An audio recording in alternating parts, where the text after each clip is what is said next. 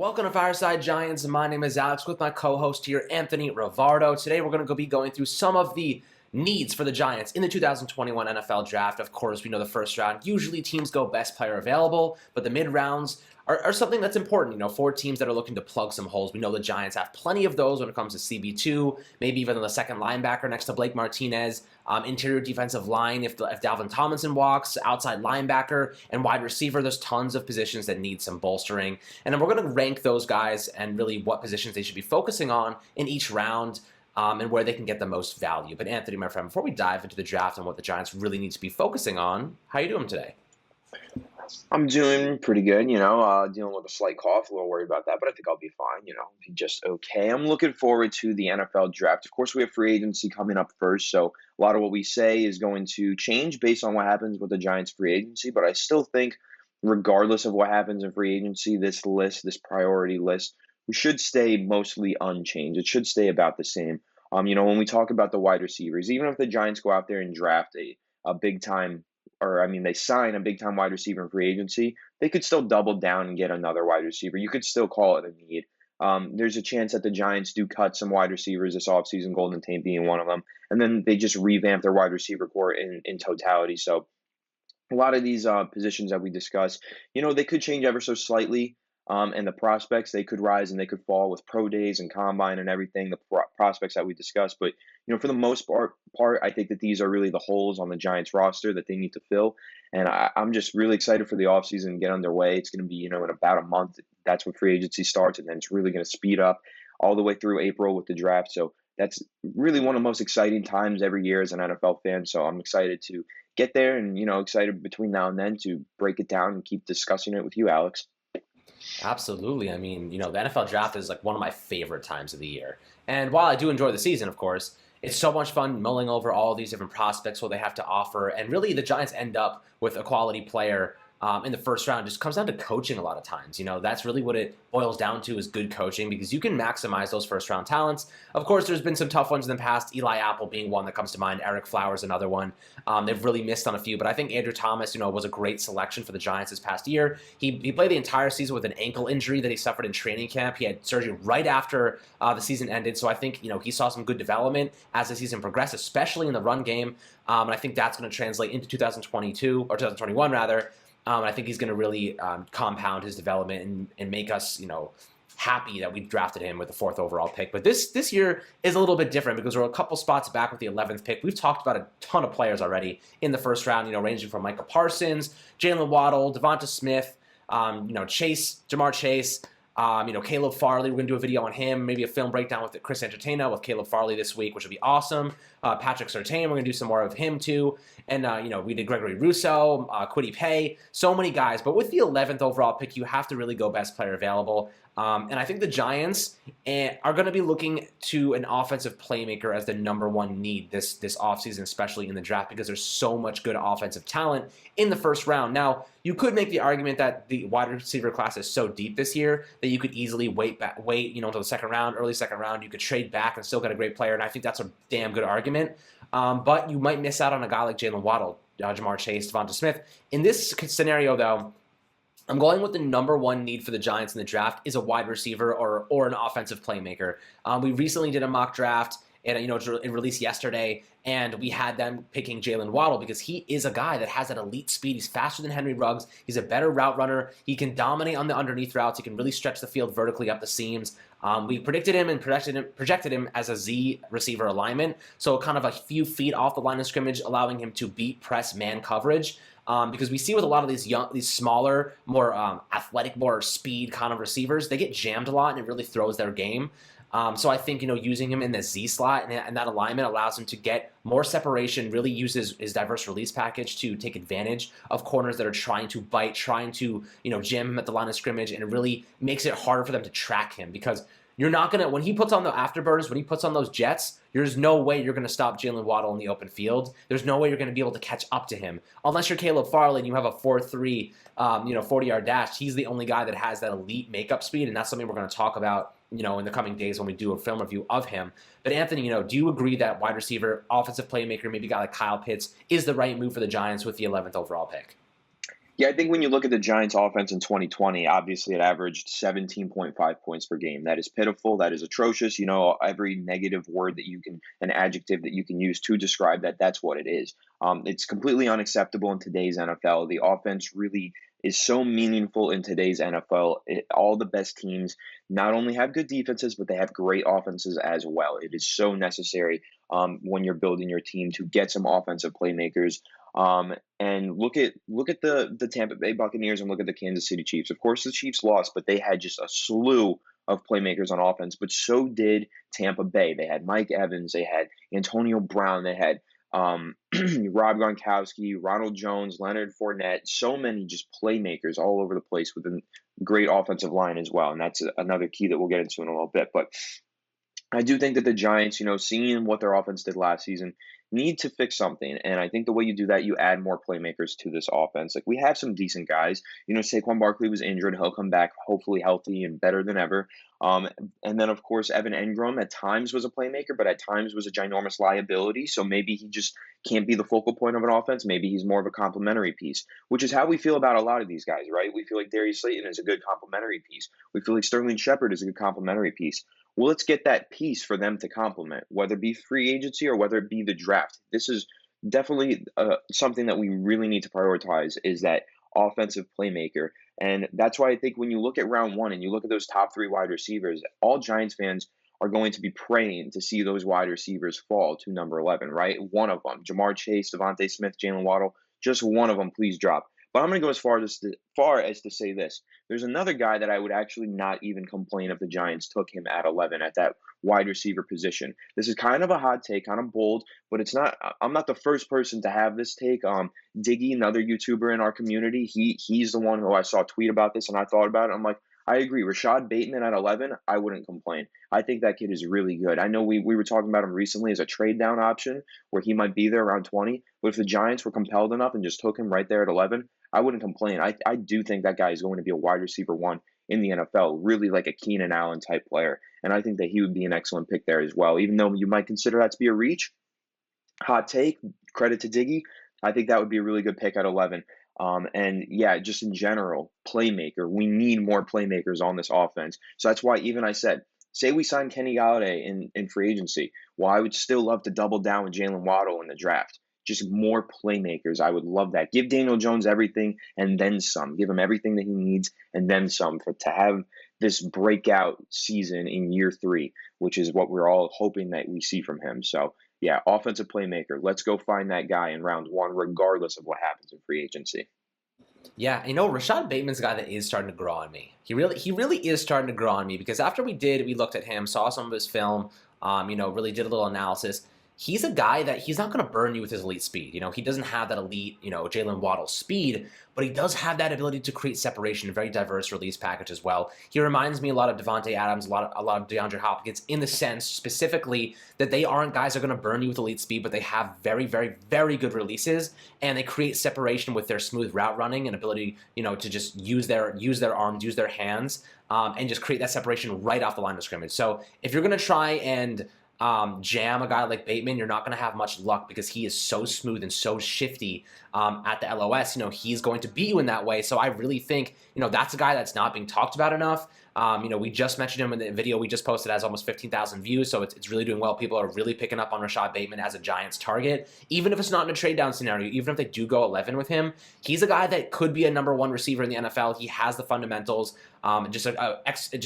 an unbelievable talent with a very high ceiling, but he doesn't have the elite athleticism, and that's kind of the difference between him and Waddle, him and some other guys in the draft, like maybe Kadarius Toney. But of course, you have guys like Jamar Chase and Devonta Smith. Devonta Smith didn't even weigh in at the Senior Bowl, so that kind of says something that he's really light. Like the guy is like 175 pounds. He's super, super thin, and that could be a problem. For NFL teams, they might look at him and say, cornerbacks are going to be able to arm tackle him in the NFL. They're going to grab him, and he's going to go down immediately. So he's really betting on not being touched, really not getting close to him. And that's how, but he's very shifty, very speedy. He has really, really good ability to go 0 to 60 in like a split second. He's really good in those wide receiver, really good at squeezing the edge. That's the one thing I loved about Devonta Smith is that he really has a great ability to squeeze the sideline and really sneak around the edge with that slender frame. So, there's a ton of guys the Giants could be looking at with the 11th overall pick, whether it's Rashad Bateman, Jalen Waddle, Kyle Pitts. They really can't go wrong. I think either way, they're going to get a fantastic playmaker they can put in their offense and start to design plays around. And it really comes to down to Jason Garrett and his ability to get creative with them. But for the number 2 ranked need for the Giants in the draft, we're going to go with edge rusher. And I think that has to be something that we consider because our edge rusher situation at outside linebacker specifically is really, really tumultuous, I would say.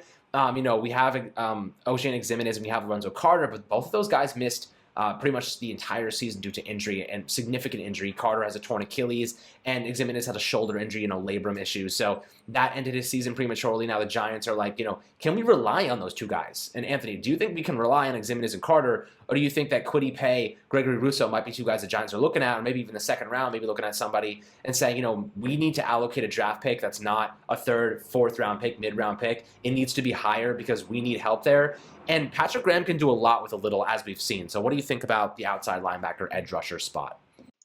I think the edge rusher spot is a huge need for the Giants. I don't necessarily think that we can rely on Ximines and Carter. I think that they're solid rotational pieces. It's similar to how we look at the offense, right? With all those playmakers being complementary that we currently have. I feel like it's the same thing with those edge rushers. I think Lorenzo Carter, excellent complementary piece. Oshane Ximines, good complementary piece. Don't have that standout edge rusher. Not necessarily sure if we need one in Patrick Graham's scheme with the way that he gets pressure through the interior defensive line and through the schemed up pass rush, really more with blitzes and everything, confusing quarterbacks and getting coverage sacks and everything like that. That's a Patrick Graham scheme. So it might not be necessary for the Giants to have that premier edge rusher, but I'm sure if they had that in this lineup on defense, our defense would go from great to just incredible, right? So, the edge rusher position, when you look at the talent we have there, it's definitely a need. There's guys that we can look at. Patrick Jones II, Quincy Roach, Jason Owe, Jalen Phillips. These are mid-round guys that we can look at.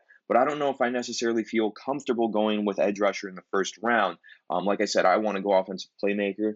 And I look at guys like Kwity Paye. I look at guys like Gregory Rousseau. And I'm like, well, I'm not exactly sure if these are scheme fits in Patrick Graham's scheme. And just that makes me questionable as is. And then, of course, the fact that these guys, their draft stock just keeps varying. It's so volatile. I'm seeing Kwity Paye at 8. I'm seeing Kwity Paye at 25. I'm seeing Gregory Rousseau at 4. I'm seeing Gregory Rousseau at 26. Like, what's going on there? What is it about their talent that's keeping analysts so confused about them and where they belong on this draft board? You know what I'm saying by that? So I don't necessarily feel comfortable with edge rusher in the first round, but I would love to take another flyer on one of these mid-round prospects like we've been doing.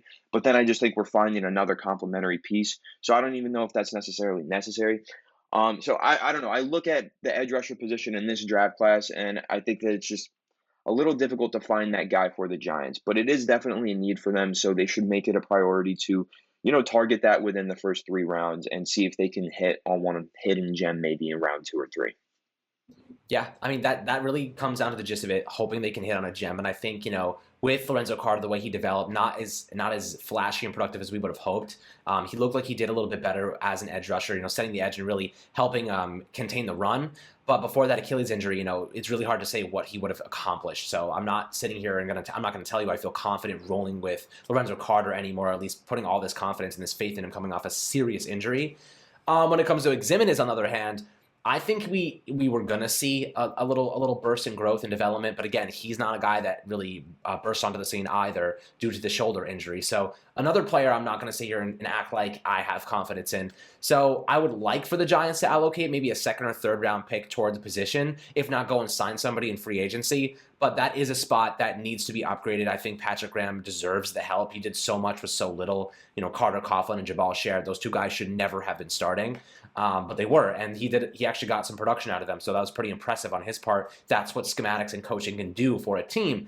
And that's why, we talk about the offensive playmakers, and it's like, okay, you need good coaching to maximize the talent that these guys do contain. But for the third ranked position, we went with cornerback here, and we just listed off a couple guys. We did a 3-round mock draft, and in the second round, the Giants did pick Asante Samuel Jr. For us, but we did talk about a couple guys, including J.C. Horn. I know Anthony mentioned a guy who I cannot pronounce his name. I have no idea how. Do you remember how to pronounce his name? Ifeatu Melifonwu, I believe that's how you say it. I could be wrong, but Ifeatu Melifonwu is 6'2", 212 pounds, got nice speed, really good zone cornerback out of Syracuse, who could potentially fit in the Giants' scheme as an outside cornerback, depending on if they're still continuing to go with the disguised zone coverage heavy scheme, because that's what they did a lot this past season. A lot of zones Right. and disguised coverages, and I think that he could fit in that. Yeah, I mean, I don't even see him on the board right now, so he must be way down there. Must be a real sleeper.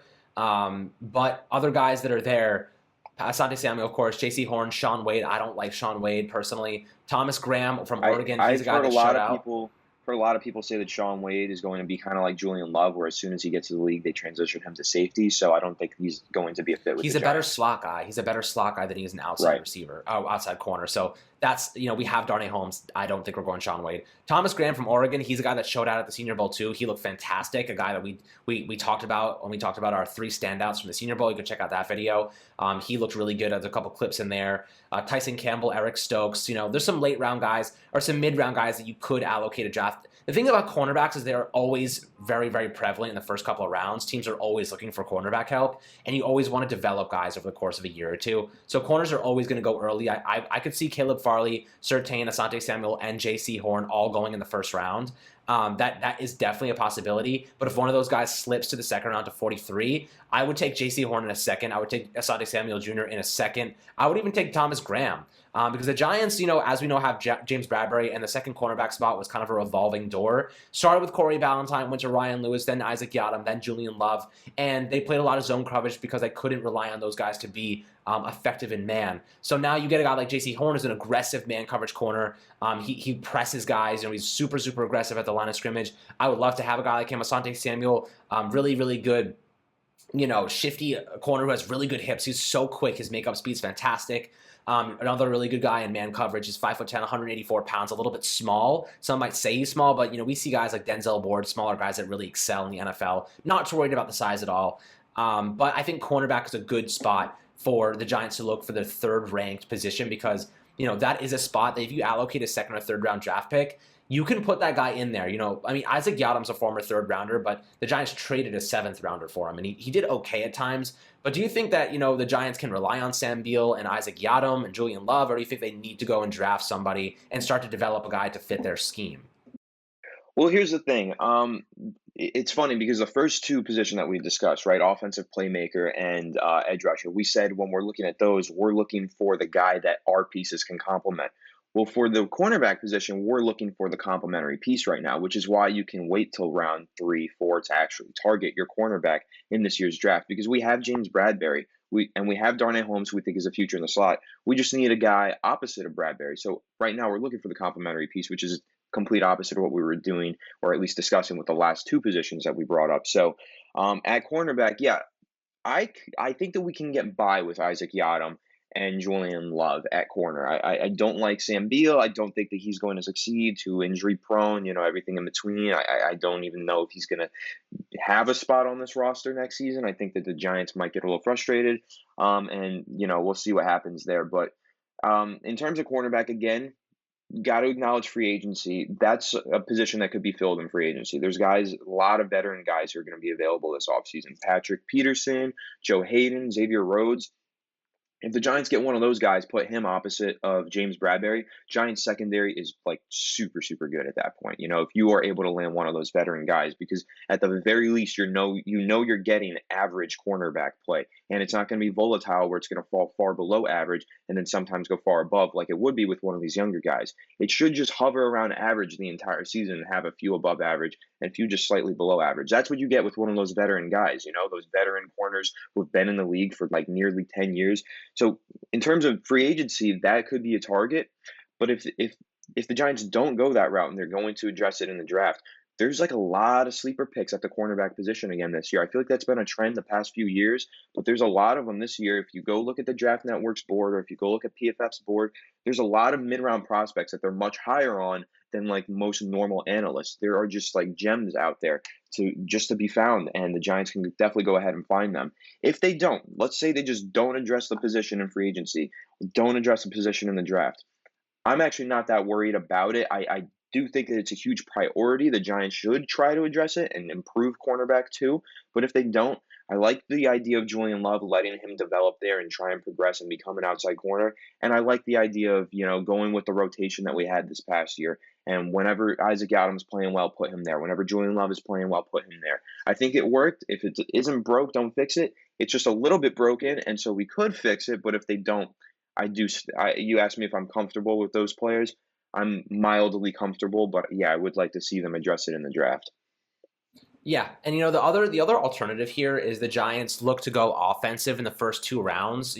Completely ignore cornerback and then sign a veteran guy because there's going to be a lot of cap shedding for teams, and a lot of players are going to hit the market. This is something that I keep talking about because with this cap dropping about $15-20 million.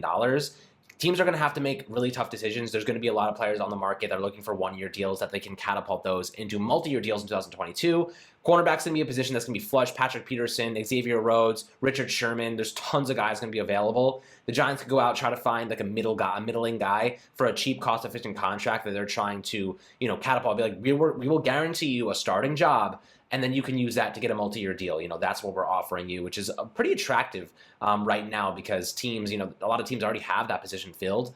And if they don't, it's a good opportunity to do so. So I think the Giants are actually an attractive destination, especially since I think they're ready to take a step forward, especially if they go and get a few offensive weapons in the early rounds. But for the fourth, this is the last one because this is kind of the middle rounds now, players that Dave Gettleman is really good at finding. So we're going to go with the offensive line with the fourth neediest position for the Giants in the draft. Of course, we have kind of some problems on the offensive line. I'm not going to sit here and tell you that I feel confident they can get it done. You have right tackle, which is Cam Fleming and Matt Peart. I don't feel totally confident yet. I need to see more from Peart. I don't even trust Cam Fleming at all. Hey. I need to see more from Peart. I think you do too. I like Peart. I like his tangible traits.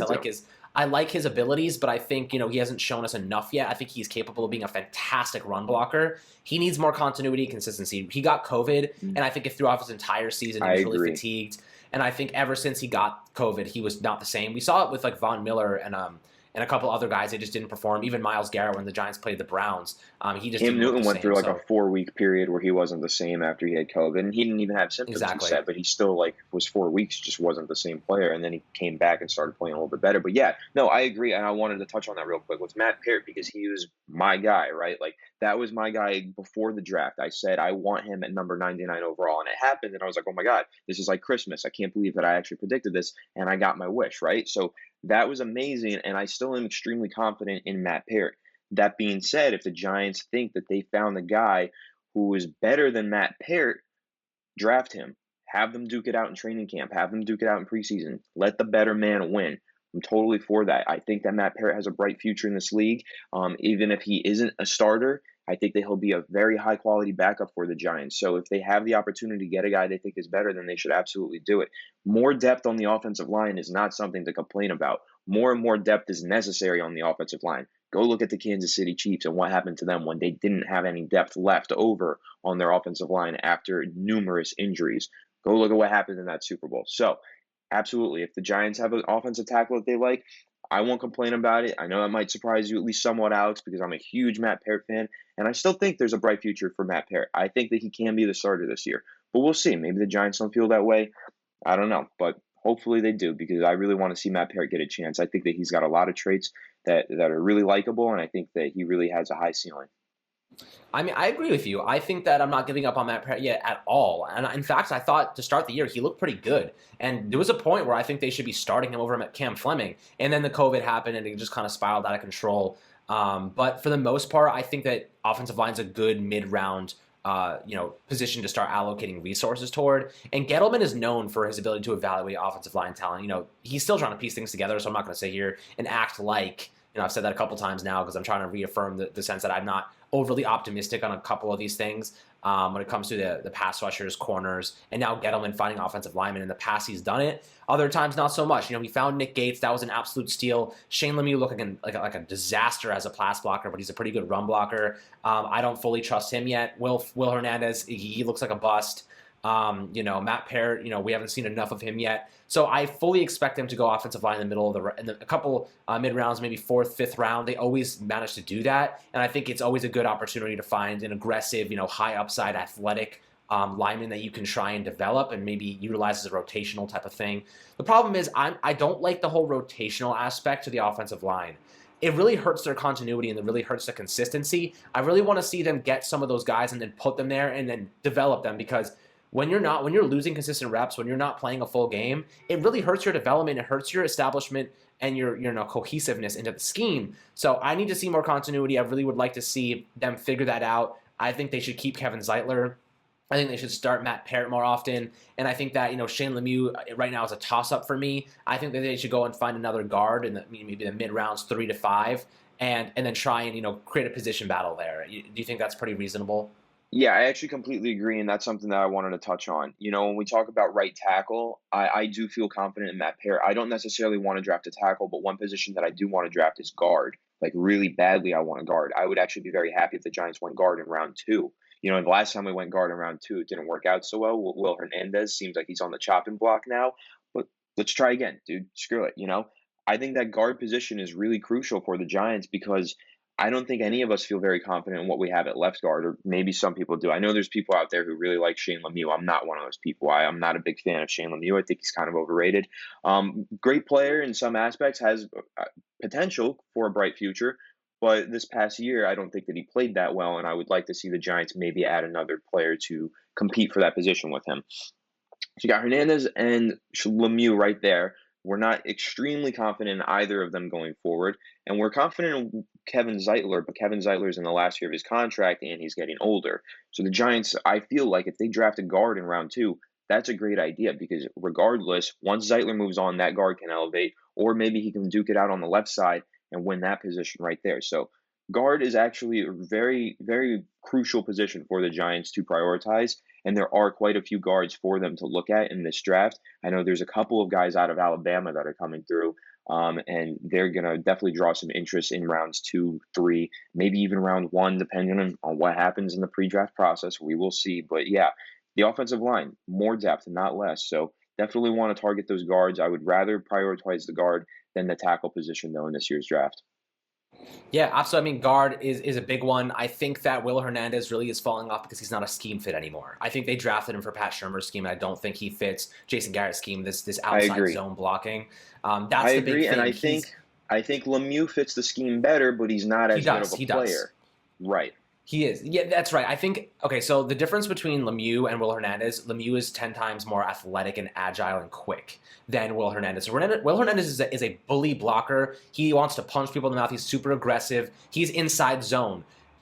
Jason Garrett utilizes outside zone with pulling guards and trap guards, and that's what Shane Lemieux excels at because he's quick, he's aggressive, and he hits hard in the gaps. And when you're pulling guys like Lemieux, you can expect him to get there quickly. Will Hernandez is too slow to get there, and he's late on the blocks, and it hurts their production. It hurts the running game. That's why we saw Shane Lemieux really playing a lot more towards the second half of the season, and Wayne Gallman really showing up. And he was having some really good games because Lemieux was getting over there and opening up those gaps way more efficiently than Will Hernandez. In the passing game, though, Will Hernandez is better, but he's not great. He's probably about average, so I'm not going to sit here and act like Will Hernandez is our future guard. I think Shane Lemieux, they're hoping, is the guy. He needs a lot more work in his pass protection, especially his fundamentals, but I think he has the opportunity to get there. I think, the Giants just hired Robert Sale.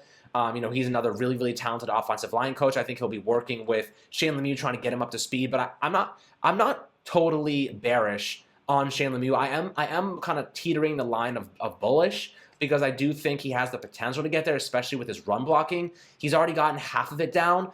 Pass blocking is not easy, but with Andrew Thomas taking a step forward next year, I think it'll really help Shane Lemieux's development. And I think Nick Gates also really, really establishing that center spot will help Lemieux's development. So I think there is reason to believe that we're okay there, but that should not deter you from taking an offensive guard. You can never have too many good offensive linemen, as we saw in the Super Bowl, as Anthony mentioned with the Chiefs. You can never have too much depth, never have too many good players there, because worst case scenario, you go to a team like the Chiefs who need offensive linemen and say, hey man, why don't you give us some draft capital? We have a great guy we're developing here. He's quality. Those are premium assets. Offensive linemen in modern day NFL are primo assets, and you can get a ton of capital, a ton of return on guys that you don't need anymore, or at least you can maximize in other ways. So with that being said, those are the 4 main positions the Giants should be looking at. Just honorable mentions I'll throw out there is interior defensive line. I didn't really want to talk about that too much because Dalvin Tomlinson, and we don't know if he's going to be walking or not. If he does, then we'll go over that position more in depth. Anthony has a couple guys that he really likes there. And then linebacker is another position that I think we shouldn't forget about because, Blake Martinez is cemented, but the LB2 spot, we had Tate Crowder there. We have David Mayo, Devontae Downs. None of those guys really, ring my bell. So I think, we should be looking at players in the middle rounds, another linebacker who's more of a coverage guy. Like, we don't have anybody that really screams coverage linebacker to me. Devontae Downs is a run stopper. Tate Crowder looked okay, but he didn't grade out very well as a pass blocker, and he was the 7th round. He was the last pick in the draft, so the fact that we even got anything out of him was pretty impressive. So I think, they're going to be developing him, but I don't think he's an elite pass block or really pass coverage linebacker. And then David Mayo is pretty much Blake Martinez's backup, just in case he gets injured. He started one game there as his replacement. So I would like the Giants to go out and find a more agile, a more pass coverage oriented linebacker who can pair with Blake Martinez. I'm surprised they didn't do it this past draft. But I think it's probably because they played a lot of zone coverage. They didn't play a lot of man, and they didn't have those linebackers really manning up against tight ends. They didn't have them manning up against running backs, and that's where I think Gibral Peppers really plays an important role. They expect him to be that man cover against those big bodies, tight ends, and running backs. So that's kind of how I feel. I think the honorable mentions of interior defensive line and linebacker fit right into the mold of what the Giants should be doing in this next upcoming draft. But do you have any other positions to add before we wrap things up, Anthony? Well, I want to touch on the Gibral Peppers point that you made. I think Gibral Peppers fits really well into the Giants defense as this money backer. The Giants play a lot of nickel and dime package defenses, and I think that's really where they found their coverage linebacker because Gibral Peppers can play in the box. We know that, and he can cover a lot better than most linebackers because he's a safety by nature. So, that was a good point that you brought up there. But linebacker, again, that's somewhere where we're looking for a complementary piece. So, if the Giants do actually go ahead and get like Micah Parsons in round 1, that would be awesome. That would be amazing. But they can get by with just finding a complementary piece in the later rounds. That's totally acceptable. This isn't necessarily a position that they have to prioritize over other positions of great need. Interior defensive line, we're putting that low on the totem pole right now because the Giants' defensive line is the strength of their team. It's the strongest positional group on the Giants roster. But that could change with offseason. So with free agency, if Dalvin Tomlinson walks, if Leonard Williams walks, if both of them somehow walk, Giants are going to need interior defensive linemen. I don't think that's going to happen. I don't think anyone thinks that's going to happen. I'm pretty sure at least one of those guys is going to get re-signed, and I actually believe both of them will get re-signed with the Giants. But let's say one of them walks. Well, we're going to have to try and find somebody to supplement that loss. So I think that, finding an interior defensive lineman in those middle rounds would be really beneficial for the Giants. And even if those guys are both retained, find one anyway, just get some more depth behind them. Even though those are some durable guys, never hurts to have depth on the offensive line or the defensive line. So, yeah, really, those are, like you mentioned, honorable mentions. So, don't necessarily need to prioritize those in the beginning unless something happens in free agency that causes us to have to. But, overall, number one thing that I want the Giants to walk away with in this year's draft is an offensive playmaker. Offensive playmaker. We all agree on that. So I hope that that's what happens. We'll definitely continue to do film breakdowns on all of the receivers, middle rounds, late rounds, first round, all those guys, because those are exciting positions to look at, and the Giants desperately need to get someone exciting at those positions. So that's my take on it, man. Let's go find that playmaker. Yep, I agree. It has to be a good scheme fit, and let's hope Jason Garrett can pull his head out of his ass and really get things going with this offense, because I am tired of watching curls, hooks, basically nothing going on, forcing balls to the middle of the field to Evan Ingram, Happy Gilmore over here. I don't know why I tweeted before and I referred to Evan Ingram as Happy Gilmore. He just gets lucky sometimes, but this is going to be a very important draft for us. This draft could catapult our offense to a different level, or really just to an average level, which is what we really need it to be. I'm tired of being bottom of the barrel right now. We need to give Daniel Jones all the support he needs to really see if he is the guy. If you're not going to give DJ the support he needs, just move on from him. That's the reality at this point. If you're going to keep castrating him with offensive weapons and keep relying on Saquon Barkley, who can't stay healthy, this is not going to end well for DJ. It's not going to end well for us, and we're going to have to restart the rebuild because you don't have a quarterback again. That is the primary issue here. So, as always, guys, thank you so much for tuning into Fireside Giants. I hope you enjoyed the video. Make sure to hit up our Discord link in the description right below on YouTube. We're going to have that, we're talking on there, have a private Discord, and, it's really awesome to have like-minded fans and talking with you guys and really going through all these mock drafts and scenarios and getting your feedback on what type of content you want us to create, because we are here to serve you guys. We want to make things as enjoyable as possible. So as always, guys, thank you so much for the support, and we will catch you guys on the next video.